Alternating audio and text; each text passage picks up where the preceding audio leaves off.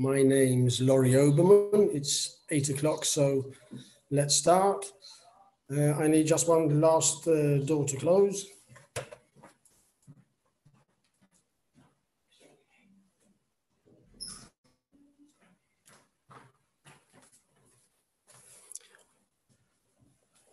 Okay, so we're back again live. My name's Lori Oberman, and we have 45 minutes to give you some tips on how to improve your English for international business.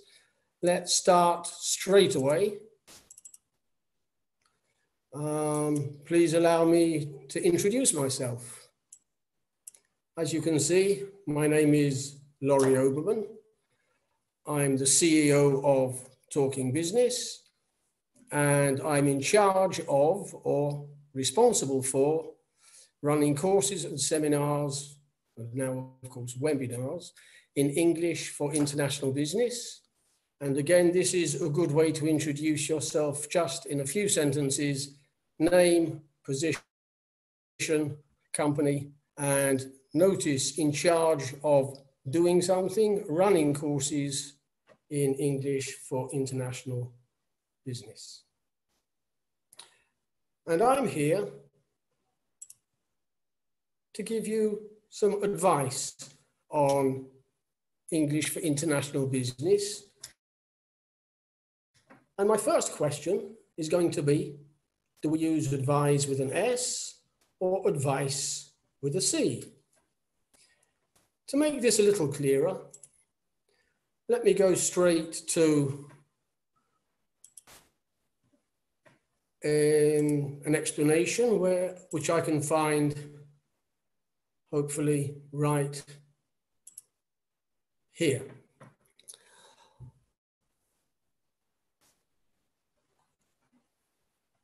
This is my YouTube channel, and right down here at the bottom, we have a clip which I'd like to share with you on the difference between advise and advice.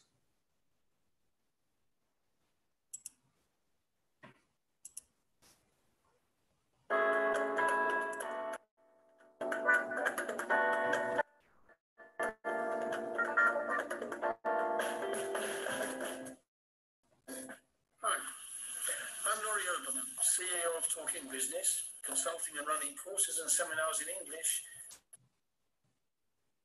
for international business for some of the country's biggest companies. What I'd like to do today is give you a top tip in a subject which creates a lot of confusion, even with my advanced students and managers with plenty of experience in international trade, and that is the difference between advise and advice. Well, obviously, when we're talking, it's a little less important because it kind of slips by. But when we're writing a mail, it is important to make sure we use the right one. And actually, it is quite simple. So Okay, I understand there's no share screen at the moment.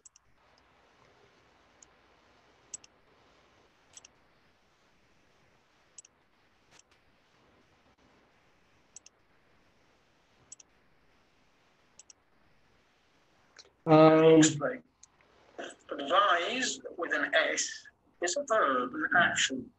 So we will advise you in due course, or please advise us soonest. On the other hand, advice with a C is a noun, a theme. So we would write, I need to get some more advice on this before confirming.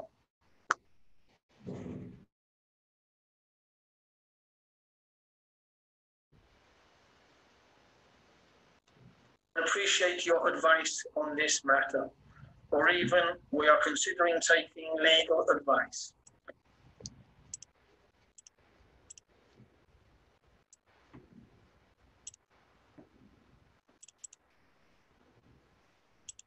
So I hope that's cleared this up. Okay, I understand we have a little problem here, so let's hope this time it's working.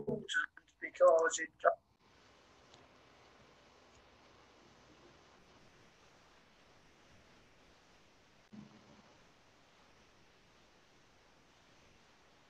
just because it kind of slips by. But when we're writing a mail, it is important to make sure we use the right one.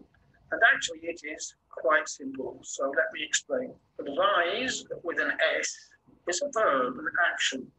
So we will advise you in due course, or please advise us soonest. On the other hand, advice with a C is a noun, a thing. So we would write, I need to get some more advice on this before confirming, or I would appreciate your advice on this matter, or even we are considering taking legal advice. So I hope that's cleared this up for you. I look forward to being back with another top tip soon. And in the meantime, please feel free to subscribe to my channel here below. Have a nice day.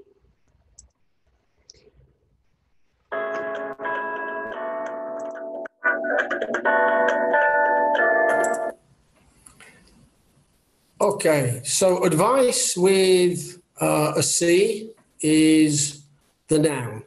We need advice. I need to take legal advice. And advise with an S is for the verb.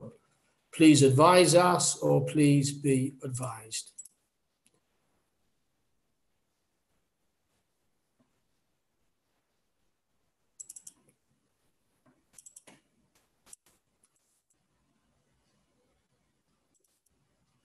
Let's go back to we're going to look at small talk today. Small talk is a huge part of business, particularly at business events. And as we go through, you're going to get tips about the language and about small talk itself. Let's look at these questions and answers. What's your name? Obviously my name's. Where are you from? I'm from. Make a note, by the way, Ashkelon is in Israel. So we use in for a country, we use in for a city.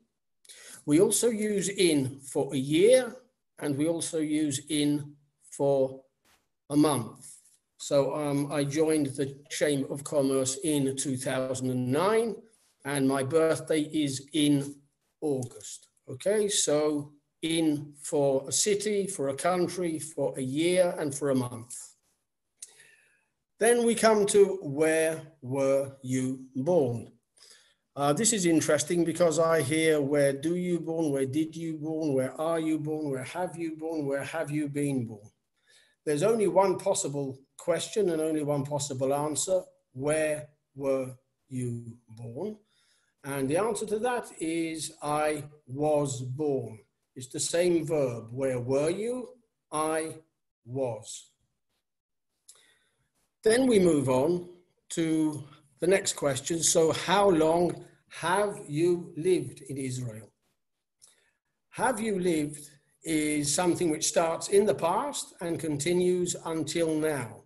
How long have you lived? And the reply is, I have lived. In other words, and this is a point for you to remember in English, the answer is always like the question. Remember that. The answer is always like the question. So if we go back to our question, how long have you lived in Israel? The answer is, I have lived. Why do people have an issue with what we call the present perfect? Because it's a concept that doesn't exist in Hebrew. We have one past tense, but in English we have many. The one that's most common is the past simple, which we're coming to in a second. But how long have you lived in Israel is an activity which started in the past and continues until now. How long have you worked for your company? How long have you been married?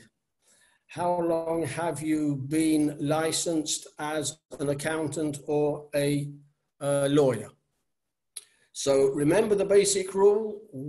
The answer is always like the question.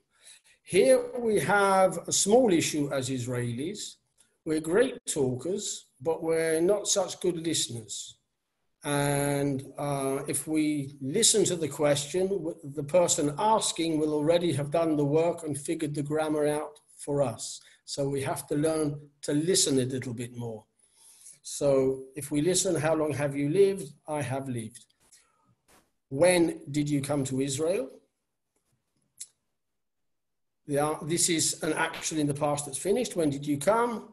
I came. When did you arrive? I arrived. When did you make Aliyah? I made Aliyah. These are simple actions in the past which are finished. It's important, again, to differentiate between the present perfect, how long have you, and when did you. When you're making a presentation to talk about the company's historical activities or to talk about things that the company has started doing and is continuing to do. So this is why this part of the grammar is important. How old are you? I am. We don't have to say years. We can do 62 years old would be the correct answer. 62 is fine. Are you married? The answer is either yes or no, but here, yes or no are not enough. Not in polite small talk. It's very factual and very direct. Are you? The answer is yes.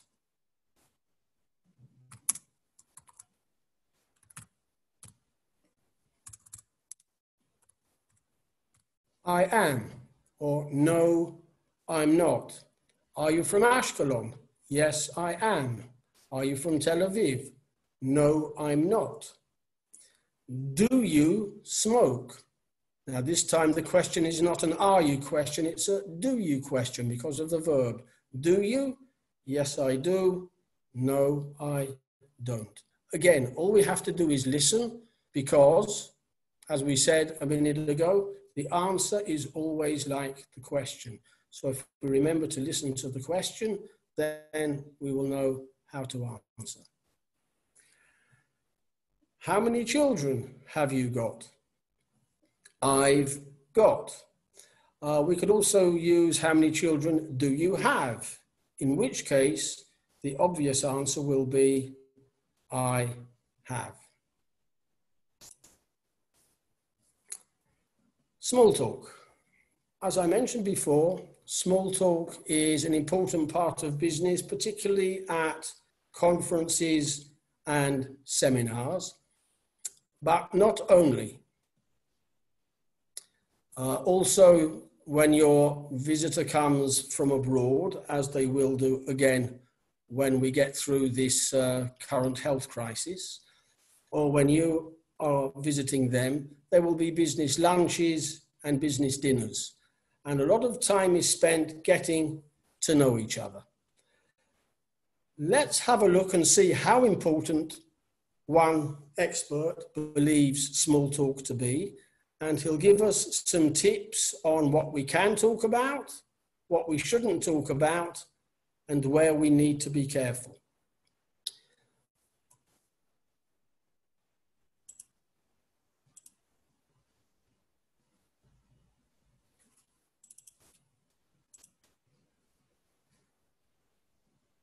When we go to business events, there are two main topics. One is business talk and one is the small talk.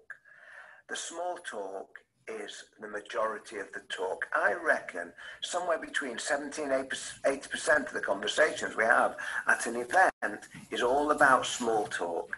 And it's the small talk that builds the relationship. It's the small talk where you find something in common. And when you find something in common, you both support the same football team, you both go to the gym, you both go scuba diving, that really creates the rapport and the liking. But there are three topics that you have to be careful of or avoid altogether. I think we all ought to avoid politics and religion. Those are very sensitive and personal. And be careful about family. Family can be a fantastic topic to talk about, but my strong advice is to avoid embarrassment and upset, is try never to ask anybody, A, are you married? And B, have you got children? I probably don't need to expand on that, but anyone who perhaps has just broken off a marriage or can't have children or, God forbid, has lost a child, it's a very, very sensitive area. Mention something about your personal circumstances, and if they have got children or they are married, more often than not, they will mention their situation. And that is a great way to, again, build rapport. So, if we listen correctly, he mentioned that at a business event, anything between 70 to 80% of the conversations in the coffee breaks, at the lunches, and the evening meals is all about small talk, between 70 to 80%. And the whole point of the exercise is to get to know your partner. People love doing business with people they know and can trust. And here we're looking to build trust. The word he used, by the way, is a French word, rapport. Some of you may know it. It means to build a relationship. He also mentioned we're looking for things in common. And in order to find things in common, we can talk about things which we know are going to be fairly general and not controversial. He talked about hobbies. He said we both support the same football team. That's obviously a good place to start. I also personally remember being at a bus stop in Greece, and we met a couple from Holland. And the first thing we talked about, the two husbands, of course, was the football teams that we support. And then, of course, we began building a friendship on that basis. He talked about going to the gym. The word we use for the activity at the gym is to work out at the gym. It's both a verb and a noun. I'm going to work out at the gym, or I work out at the gym twice a week. And as a noun, I'm going to the gym for a good workout. The third thing he mentioned was scuba diving. That's the full air tanks when you go down well below the surface and not just with the snorkel popping up above the water. The two things he did suggest to keep clear of are politics and religion. I'm sure you're aware that when your visitors come to Israel, because of our tradition and culture of an open, liberal, democratic discussion, as soon as they get off the plane, they want to know what's happening with war and peace and politics. And that's because of the way we run the country, the free press, TV, and so on. However, if you go to countries which are less familiar or don't have this open style of political discussion, China, Russia, even in America, I'd be very careful about the comments you make about the president. And of course, particularly in England, they're a little bit sensitive, perhaps even more than a little bit sensitive, about mentioning the Queen and the royal family. So be very careful about politics. Obviously, religion can be an issue too. Now, family. He said on the one hand, it can be a fantastic subject to talk about. On the other hand, we have to go carefully. So his suggestion, his recommendation is not to ask any questions about whether you're married or have children. And he explained why he thinks that could be very problematical, but to talk about your own family. And if they're interested, they will move on from there. So those are subjects and some ideas for small talk. Let's get back to the business. Business questions. What's your job is for beginners? I'm sure nobody is here because of beginner's English. What's your job? What do you do is a much more businessy way of asking somebody about their business. And there's a big difference, by the way, which I hope you recognize, between what do you do and what are you doing. What are you doing is obviously what's going on right now? What do you do? Basically, you're asking somebody about their job. And the reply to what do you do is, I'm a business English mentor, I'm a doctor, I'm a nurse, I'm a lawyer, I'm an accountant. What do you do? I'm an engineer. With company, who do you work for? I work for Talking Business. Now, with companies, first of all, we don't say the word company. I hear a lot of people reply, I work for IBM company, I work for Microsoft company. I work for IBM, I work for Microsoft. We don't use the word company. Secondly, we use at when it's a public institution. I work at the Soroka Medical Center. I work at the Weizmann Institute. I work at the Israel Museum. So for businesses, I work for the bank, for the insurance company, for Coca-Cola. And if it's a public institution, at. We work for a company, we work in a department. Now, with departments, apart from the preposition in, you can use the word by itself, but if you use department, you must say the. Okay, what do I mean? You can either say, I work in the marketing department, or simply, I work in marketing. I work in the sales department. I work in sales. If you say department, you must say the. I work in HR, I work in the human resources department. As I showed earlier, when I introduced myself, what are you in charge of, or what are you responsible for? And they are both followed by the same format. I'm in charge of selling the products. I'm responsible for reporting to management. Yes, you can say I'm in charge of sales, or I'm responsible for the reports. That's when you use the noun, the thing. But if you are going to use the verb, the action, then I'm in charge of selling. I'm responsible for reporting. And finally, who do you report to? I'm asking, who is your boss? And here I don't obviously want a name, I want a position. I report to the CEO. For people who are not sure what the English letters stand for, CEO, Chief Executive Officer. He's the guy at the top of the tree. Chief Financial Officer, under the same format, would be CFO. Chief Operations Officer, COO, and so on. So those are the questions and answers, both personal and business. Let's put it all together in a dialogue that takes place at a trade fair. A trade fair is another word for exhibition. Igor Kovalenko, Ricky Golan are at a trade fair. Igor says to Ricky, I don't think I've seen you at this trade fair before.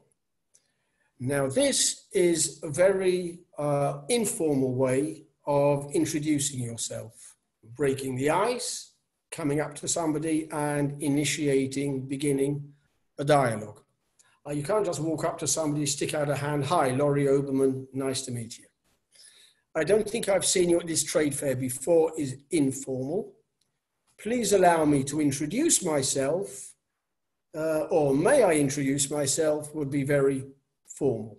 You have to decide on whether the situation is a formal situation and you would use the formal approach, or here, I don't think I've seen you at this trade fair before, the informal approach. I'm Igor Kovalenko. What's your name? Ricky Golan. Pleased to meet you, Mr. Kovalenko. Igor. Ricky. Why is Igor surprised? Ricky. We all know what Ricky is. Ricky is short for Rivka. But Igor Kovalenko, I guess. He imagines that Ricky is short for a male name, Richard. Richard has a number of short versions. Ricky, Ricky, Dick. You remember Ricky Nelson, the singer. So he's expecting a man to say Ricky, and here is Rivka saying, my name is Ricky. Just to give you some extra information, Bob or Bobby are short for Robert. Bill is short for William.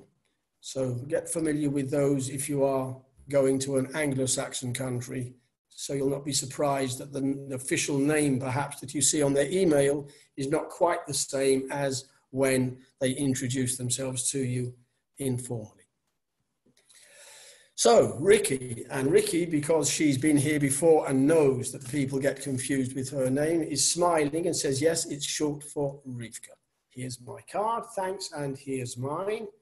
I'm sure you're all aware of the ceremony with Japanese visitors' cards, which you give and receive with two hands and you read carefully before putting in your pocket.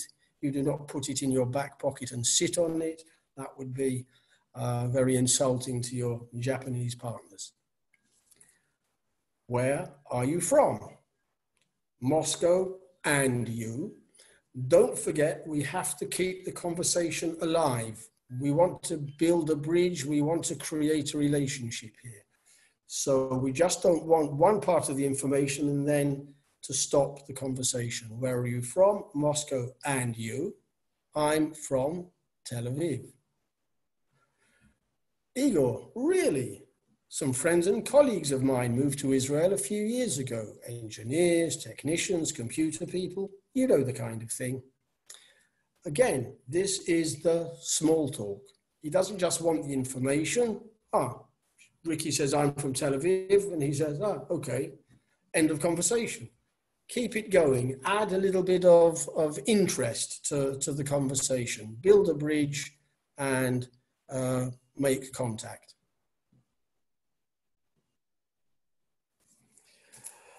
You know the kind of thing? Yes, of course. What do you do? She's asking for his job. I'm the systems manager at Fruitola, a UK-based company in Moscow.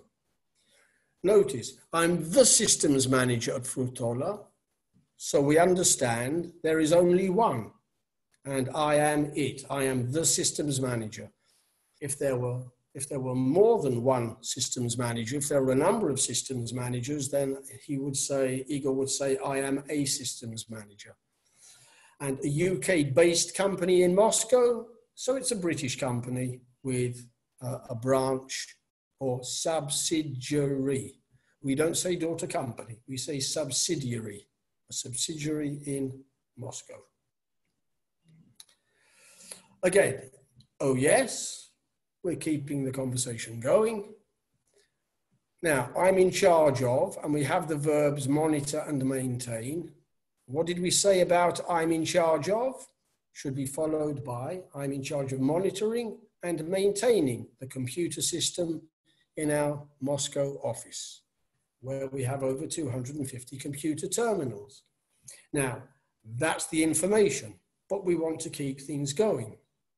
So he says, I'm pretty busy, not to show off, but to give her something to react to. Ricky? Yes, I'm sure you must be. What's your job, Ms. Golan? Now, this is quite interesting because Ms., is she married? Is she single? Is she engaged? Is she separated or divorced? What do we know about Ms.?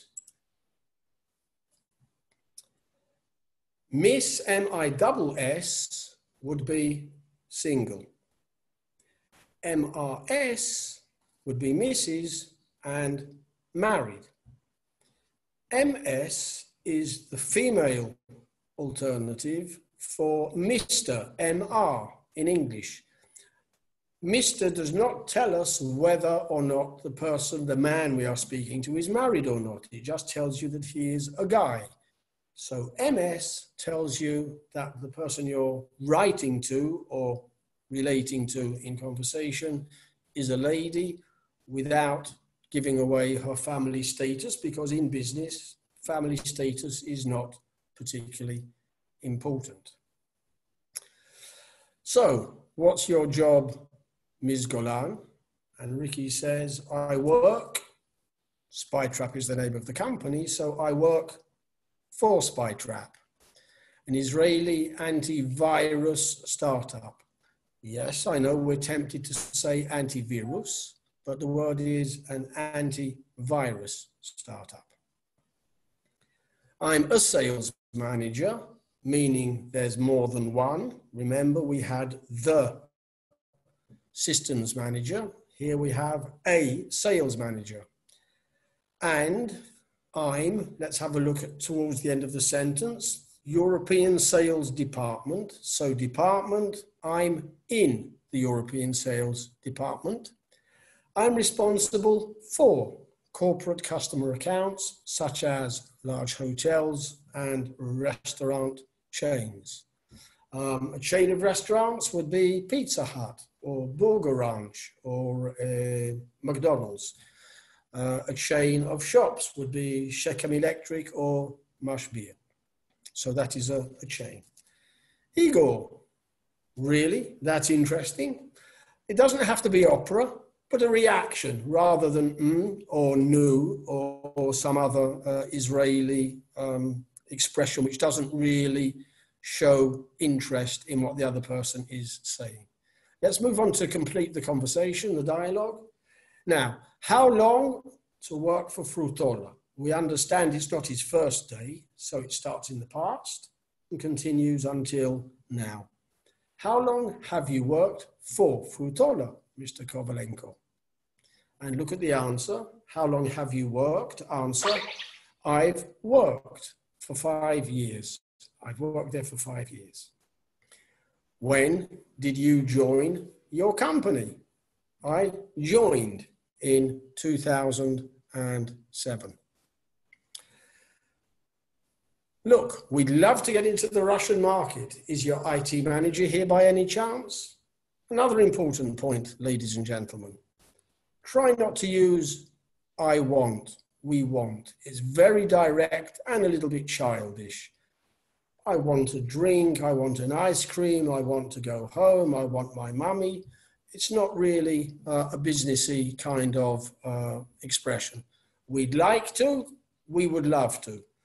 And if we ever get the chance to do business writing together, there is an online course of mine at the Chamber of Commerce, which is beginning in a couple of weeks, which you can link on to, I think, for no less than a 70% discount.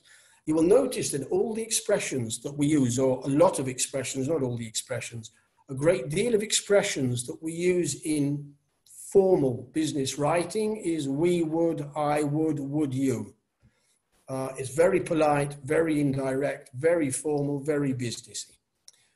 We'd love to get into the Russian market. Is your IT manager here by any chance? He's flying in tomorrow.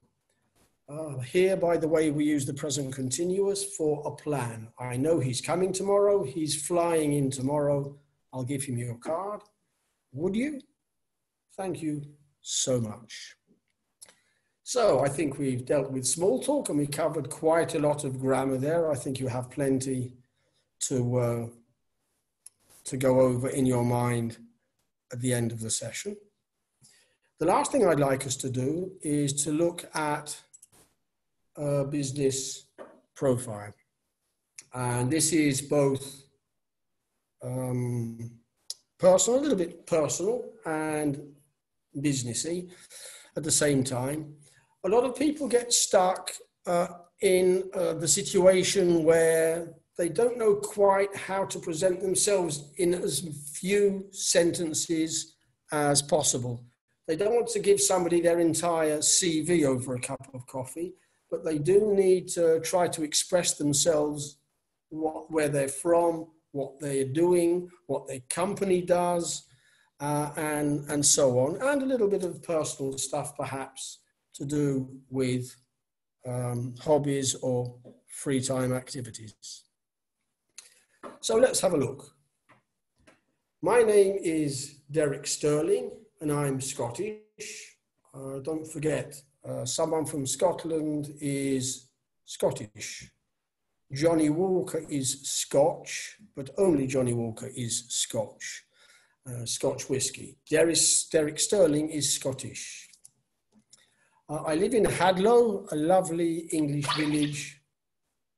I live in Hadlow, a lovely English village near London.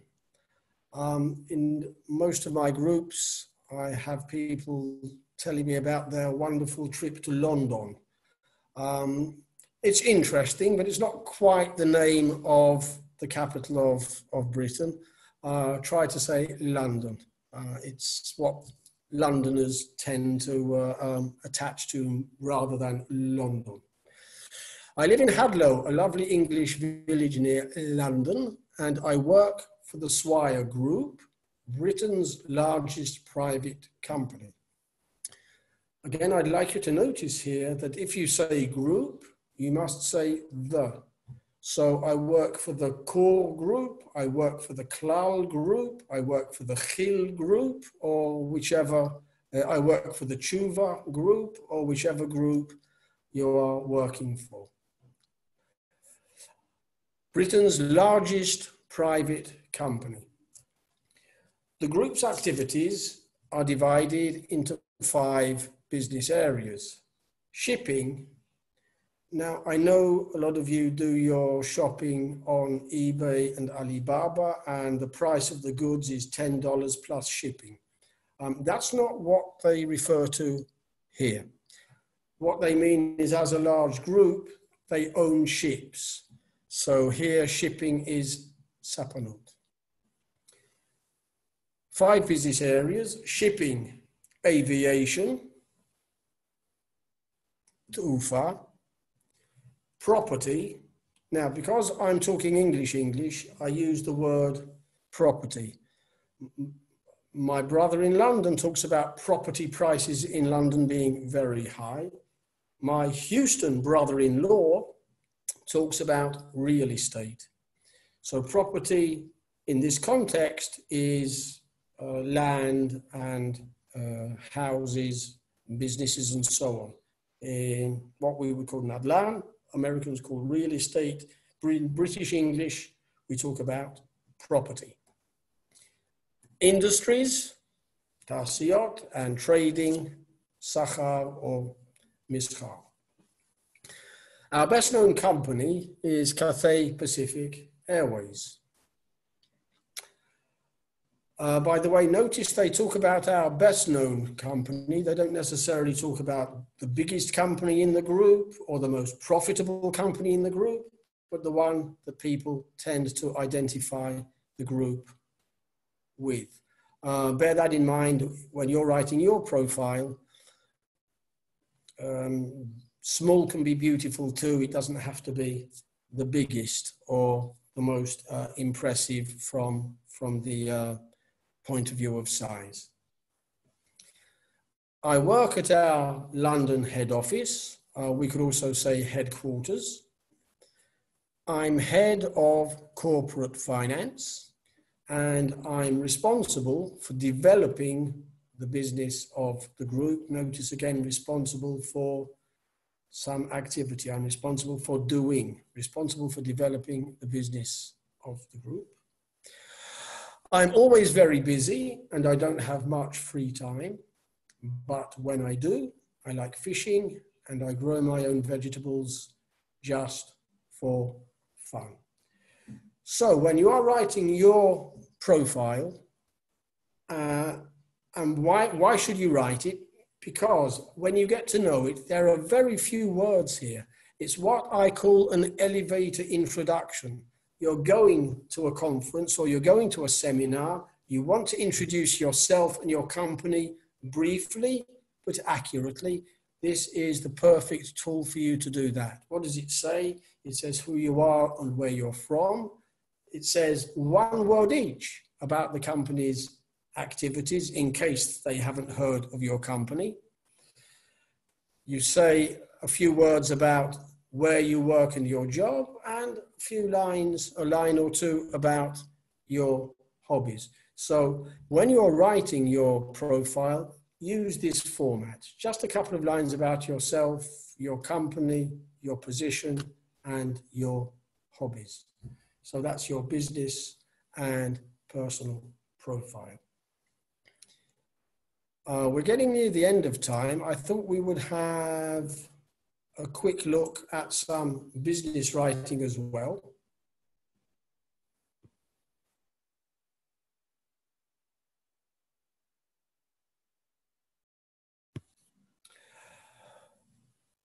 One of the important things in an